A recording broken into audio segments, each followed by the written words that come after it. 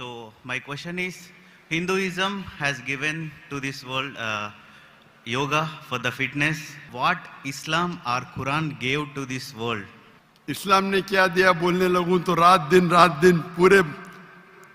पूरा साल भी तकरीर करूं तो कम है, लेकिन आपके 3 बातों के जवाब दूंगा। आपके हिंदुइज्म में योगा दिया बराबर। Yes. कितने हिंदू लोग योगा करते हैं? Maybe 1-2%. 1-2% मान लो सही है। हमारे इस्लाम में अल्लाह सुब्हानहू व तआला ने हम पे फर्ज करा 5 बार नमाज पढ़ने के लिए, 5 बार नमाज पढ़ने के लिए। और आप देखेंगे मुसलमान 5 बार नमाज पढ़ते हैं। और मैंने तकरीर किया हूं, जैसे मैंने कहा कि मेरी तालीम अंग्रेजी में हुई है, कभी कभी बात करने पे जबान लचक जाती है, तो उसके लिए माजरत चाहता हूं। एक होता है गलती करना, वो उर्दू तकरीर में ज्यादा होती है। एक होता है जबान लचकना, क्योंकि जोश से जब बात कर दिमाग सोच रहा है अंग्रेजी में और अल्फाज निकले उर्दू से, वक्त लगता है और लचक जाती है। तो मैंने एक तकरीर किया हूं जिसका नाम है सलाह द प्रोग्रामिंग टुवर्ड्स राइचियसनेस। सलाह आपको रहनुमा दिखाता है सीधे रास्ते पर। और उस तकरीर में एक छोटा सा पार्ट है जिसे कहा जाता है मेडिकल बेनिफिट्स। पूरी तकरीर 1.5 घंटे की है। मेडिकल बेनिफिट्स भी लंबे हैं। आज की साइंस कहती है कि हमारे जो पोजीशन है, सलाम में हमें खड़े रहना पड़ता है, रुकू करना पड़ता है, सिजदा करना पड़ता है। आपने देखा होगा मुसलमानों को नमाज पढ़ते हुए। तो ये पोजीशन के वजह से कई आपकी हड्डियों की ऑर्थोपेडिक बीमारियां दूर होती है। और सुजूद जो है सलाह का सबसे बेहतरीन पोजीशन है। सजदा में हम अपने जिस्म का सबसे ऊंचा हिस्सा जमीन पे लगाते और कहते अल्लाह की तारीफ करते, सुभान बिन आला, ग्लोरी बी टू अल्लाह। आज के साइकोलॉजिस्ट कहते हैं कि आप अपने माइंड को काबू में नहीं कर सकते, अपने हाथ अपने जिस्म को काबू में कर सकते, क्योंकि अपना माइंड भटकता है, अपना जहन। तो साइकोलॉजिस्ट कहते हैं कि जहन को काबू करने के लिए आप अपने जिस्म को काबू में कर सकते। तो हम क्या करते, सबसे हमारे अजीम जिस्म के ऊंचे पार्ट को हम हम्बल करते हैं और कहते सुभान बिन आला, ग्लोरी बी टू अल्लाह 3 बार।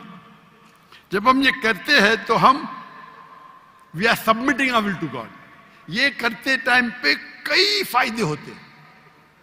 फरिश तो लंबी है, 2-3 चीज कहूंगा। आप जब हमारा जिस्म जो है, अक्सर लोग पूरे दिन खड़े रहते, कभी कभी लेटते। हम जब सिजदा करते हैं तो खून हमारे चेहरे में ज्यादा जाता है। जब खून चेहरे में ज्यादा जाता है तो जो चेहरे की चमड़ी है वो और हेल्दी होती है।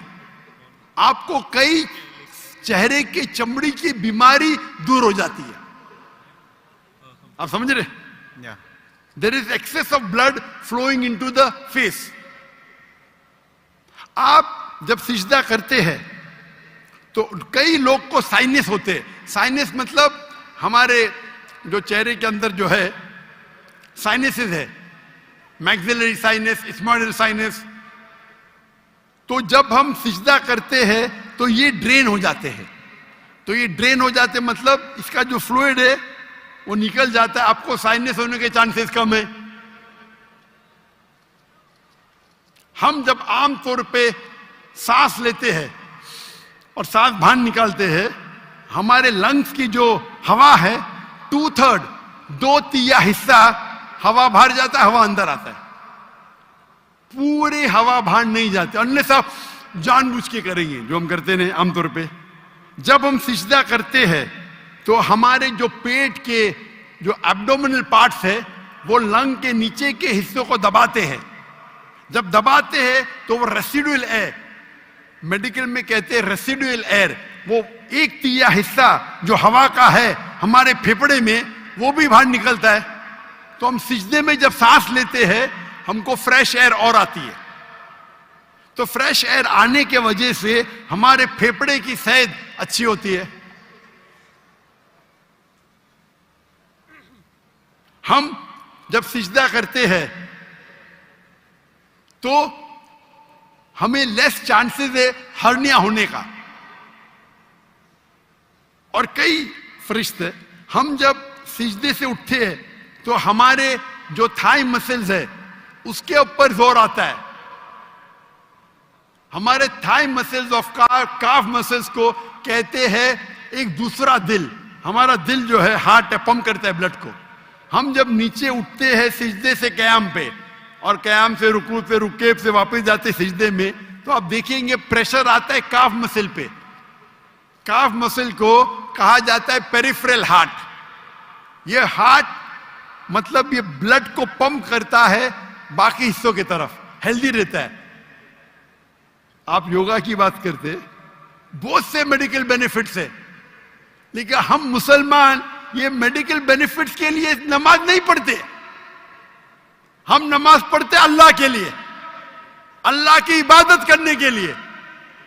ये जो मेडिकल बेनिफिट्स है हमारा साइड डिश है। साइड डिश ना हमारी बिरयानी है कि हम अल्लाह ताला की इबादत करते हैं, उसके साथ साथ ये बेनिफिट तो ऐसा ही मिल जाता है हमको।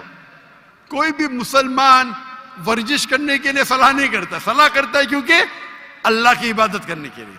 लेकिन साथ साथ वर्जिश भी हो रही है, सेहत भी हो रहा है। मैं कभी जिम में जाता ही नहीं हूं। मुझे लोग पूछते जिम में कितने बार जाते?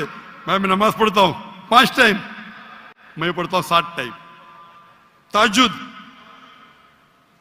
आधा घंटा पढ़ो, 2 घंटा पढ़ो, 2 घंटा पढ़ता हूं। वर्जिश देखो, कल बीमार होने के बावजूद मैं 4 घंटा खड़ा था कि नहीं स्टेज के ऊपर, सलाह की वजह से। तो ये मेरी वर्जिश है। मैं कुरान के डब्बे उठाता हूं, मुझे नौकर उठाने की जरूरत ही नहीं। तो इस्लाम में जो सलाह है वो दूसरा नंबर है, सेकंड पिलर ऑफ इस्लाम है। आप जो योगा की बात कर रहे थे, आपके लोग 1 या 2% नमाज पढ़ते, बराबर। मुसलमान 5 टाइम भले ने जुम्मा तो पढ़ते, नमाज पढ़ते क्या नहीं? 5 टाइम कोई बोलेगा 10%, 20%, लेकिन जुम्मा तो पढ़ते। 80% तो पढ़ते, 90% तो पढ़ते जुम्मा। हफ्ते में 1 बार कम से कम पढ़ना चाहिए, 5 बार। तो आपकी जो हिंदुइज्म में योगा कहा गया, हमारे इसमें सलाह